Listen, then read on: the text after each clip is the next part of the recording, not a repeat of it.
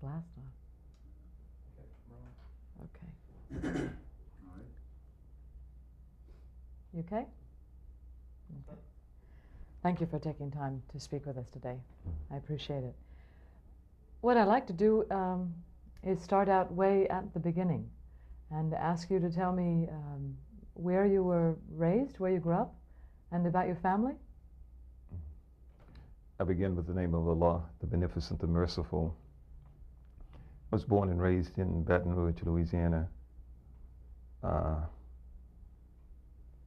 Attended school, Southern University, which is in Baton Rouge, Louisiana. Became involved in what was then considered the movement, the civil rights movement, in the early 60s. Finished from high school in 1960. Prior to that, there had been some activity from 58 through 60. My brother, who was also a student at Southern University, who preceded me at Southern University, was expelled from the school as a result of sitting in at the Greyhound bus station. So my involvement in the movement probably stems from his activity, from his activism. He was an older brother? He was an older brother. Growing up in Baton Rouge, Louisiana, as any place in the South and much of the North, many of the facilities were segregated and in fact designated as, either for this race or another race. So we were exposed to it constantly. Also, growing up in the 50s, there were the situations that wasn't a common occurrence at this time, but there was still the persecution of African Americans. There was the lynchings and different kinds of things that occurred in my youth that I'm sure had a profound impression upon me. Were your parents actively involved in what we call the civil rights movements in the 50s? No, they weren't. No. Did they raise you? Well, do you remember how they raised you, or how they raised you to believe what role you should play in all of that? Did they say better to go along and go to school, or? Of course, their concern was our welfare, and we had been brought up in a family in which we attended church. They were concerned about the moral development as well as the whole sense of education, the academic sense of education. And so there were certain ethics and certain morals that had been instilled in us. The whole sense of right, of the whole sense of the balance and that is in the approach of man being, as the Constitution has stated it, being created equal. And so therefore it was that whole sense of self-worth that had been instilled within us, from when we were young. And that although society and the rules of society at that time, had a situation whereby there was not the balance or the equality amongst the races, we still had some sense of the self-worth that was very important in terms of having the consciousness of developing the attitude for struggle. Do you remember your first experience with what we might call prejudice? Remember a time that it sort of struck you that things weren't fair? Even before any particular incident occurred, it was constantly pounded into you that there was a difference. Again, the schools, the parks, the transportation facilities, everything, amplified the fact that there was a sense of disparity between groups of people. So it's not, I can't call any particular incident that made me any more aware of the institution as it was being practiced than the fact of the environment itself. You think it was your brother then who said, we don't have to go along with this, we can do something about this? Was he the one who first gave you that idea? No, I don't think it would be fair in terms of an assessment to individualize as to any one particular individual, because the nature of struggle itself is that it is an ongoing process. It did not begin in the 50s or the 60s. If our analysis of struggle is that it began in the 50s or 60s, then one could reason that it ended in the 70s. But when the first slave rebelled against being enslaved, he gave an alternative to slavery that was built upon.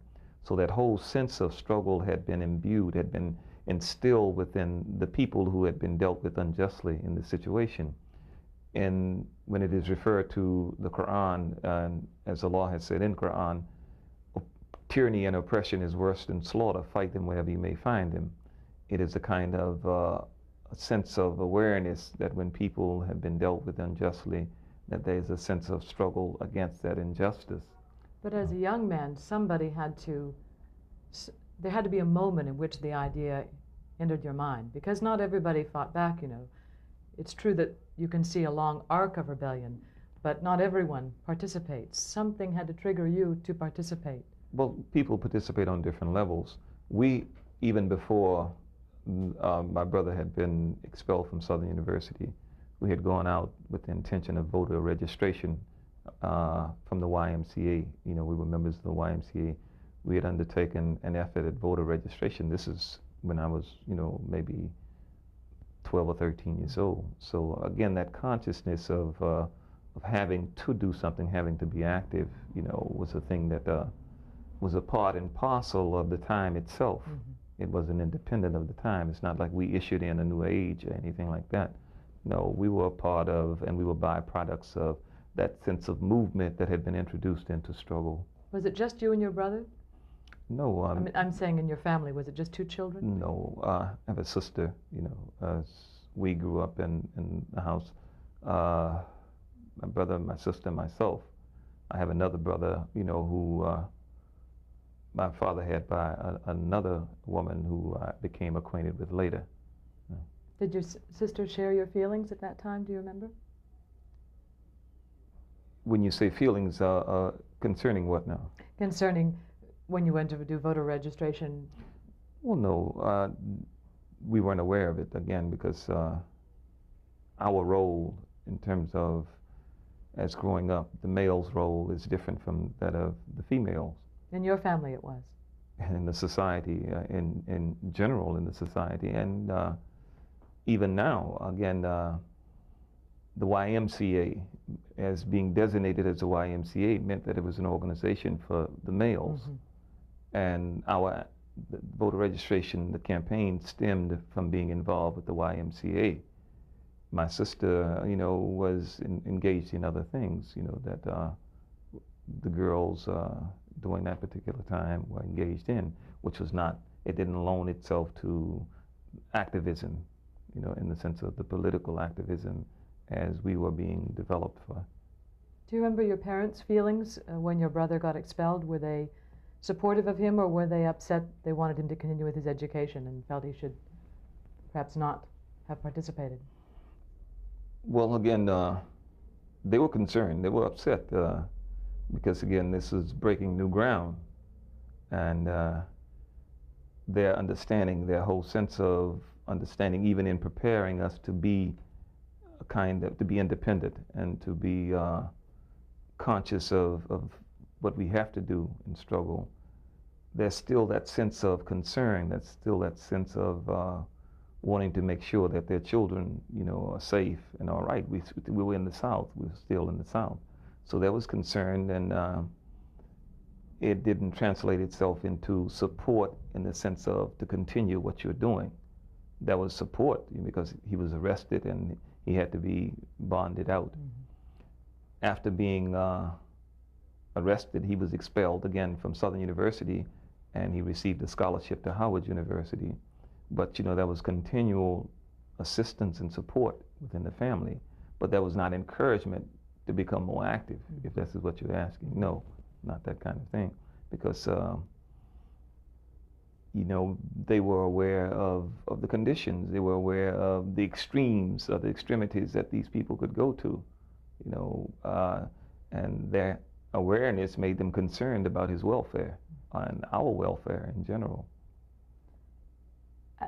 Speaking the way children are, because I know you have two sons, do you think that you looked up to your brother, you admired him, he was what you call a role model for you?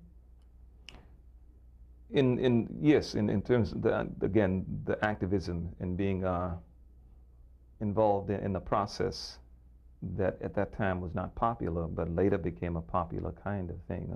Yes, you know, definitely he broke the ice as far as our neighborhood was concerned, not just our household. As a matter of fact, the whole area of South Baton Rouge, where we came from, he was the only person who was involved on that level. Ironic, isn't it, that then you became much more of a celebrity associated with the movement, much more of a visible person in the movement? Well, that's not true, not in the movement, maybe externally as because I was the chairman of SNCC. But Ed was one of the architects in terms of formulating the SNCC, the dogma, the whole concept of what SNCC should represent. So within the movement, the people within the movement, you know, they knew Ed very well. They knew him well. Ed had been involved, as a matter of fact, in Maryland even before I became chairman. Even when I was at Southern University, he had gone to Howard University. NAG, which was one of the groups that was founded, which is a satellite of SNCC, the Nonviolent Action Group, had been involved in the activities along Route 40 or Route 1, which went through Maryland, and the actions against White Castles, which Cambridge grew out of, you know, a part of all of this activity, student activity, students from Howard University, for the people who went into Cambridge and who opened it up. Mm-hmm. What does he do now? It is the director of the Voter Education Project. Mm-hmm. Still keeping up with that particular kind of work then? I would guess, yeah, I guess so. Mm-hmm. You went to university and you already had, from my understanding, a feeling that there was something even more important that you had to work on top of your education, which was trying to change things in this country. I don't mean to put word in your mouth, but from what you're saying. You must have had, as I imagine, a tremendous capacity for leadership, because you were very young when they had you take over as chairman of SNCC, and there must have been something about you that made people want to listen. What do you think your talents were then? What do you think the gifts were that you had that they recognized as being important for their leadership? I wouldn't be the person to answer, you know, as to what other people may have seen.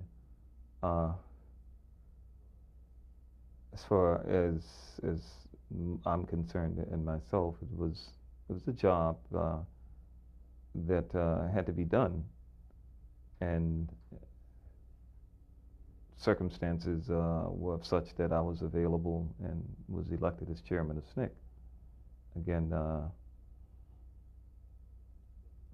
you know, there are many games that are played with in terms of the whole sense of image, and I always try to be clear in terms of those circumstances that have brought about even my being elected as chairman of SNCC. And again, prior to being elected, Stokely Carmichael was the chairman of SNCC. He elected not to run again, to become chairman, to continue as chairman, which left a vacancy in terms of the chairmanship of SNCC. I was elected to fill the vacancy that was there. So you must have. Were you aware that you were very good at speaking to people, that you had an ability to make people listen? Well, my nickname was Rap. You know, my name was Rap. So that sense of whatever it is, you know, whatever it loans itself to, that is in communication, you know, I was able to talk to people, you know. Was it something that you always had the gift for, or was it something that you developed as the need became clear? Well, I've never been trained. I've never been trained, or what is considered formally trained in speaking. There is an oral tradition that runs through the African community, within the African community, and I'm sure in all communities, but in which even when we were growing up, there were people who could entertain, could recite, and, you know, from memory. Mm-hmm. You know, so again, it is a kind of art form, a skill, you know, that had been developed over the years, and which also loans itself to what you see the young generation doing today in the rap music, that kind of situation. So again, it was a thing that I was able to do. Now you're, as I sit here and speak with you now, you're clearly very calm and subdued, and I imagine, have you had to put that ability away, or do you still use that in your work as an imam? I was calm and subdued then. Again, it's a situation of perception again. Every generation is prepared to do what's necessary to survive. At that particular juncture in the movement and struggle, there were certain points that had to be articulated and articulated in a certain manner, because language deals more than just the speech. It also deals in terms of gesture. It deals with the enunciation of a pronunciation in terms of what you're trying to get across, ideas. So again, that has not, if you mean, has that left? No, I do the same thing Islamically. There is a tradition of the Prophet, peace and blessing be upon him, in which he relates that men are like mines of gold and silver. The best of you in the days of ignorance will be the best of you in the days of Islam, the days in which Islam, has come to the people. So again, in terms of the skills, you don't lose the abilities, the skills that you have. Even in terms of character, he says that believe a mountain move before you believe man can change his character. There's certain characteristics, there's certain character traits that are a part of us, a part and parcel of who we are. So again, but in struggle, again, there's certain times that certain things are necessary. Struggle is not always just high energy, as many people would like to believe. It's like it has a rhythm of its own. It's like you, in terms of breathing, you don't always exhale, you inhale and you exhale. Movement is a part of struggle in which, things are visible, and as a result of its visibility, there's a lot of maybe abrasion or friction, that occurs. But then at other phases of struggle, there's another level of struggle that deals with the development of self. Again, the Prophet, peace and blessing be upon him, pointed out, he says that the greatest struggle, that is the Jihad al-Akbar, which is in Islam, is the struggle against the evil of self, the nafsi or moral, or the evil of self. So it is that sense of struggle which is a higher level of struggle in dealing with control, being able to control, again, the appetites, the passions, the emotions. Again, the Prophet pointed out, he says, a strong man is not he who is a good wrestler, but it is he who can control his anger. So because this is an essential ingredient in being able to be successful in struggle. Let's go to that issue then of anger, because there are a lot of people who called that particular era in the 60s the days of rage. And there was a lot of anger amongst a lot of groups around the country. And there was a lot of anger, I think, in SNCC, and certainly from what I understand, anger was a part sometimes of the way that you would move people, getting them to recognize their situation and do something about it. Where has that anger gone?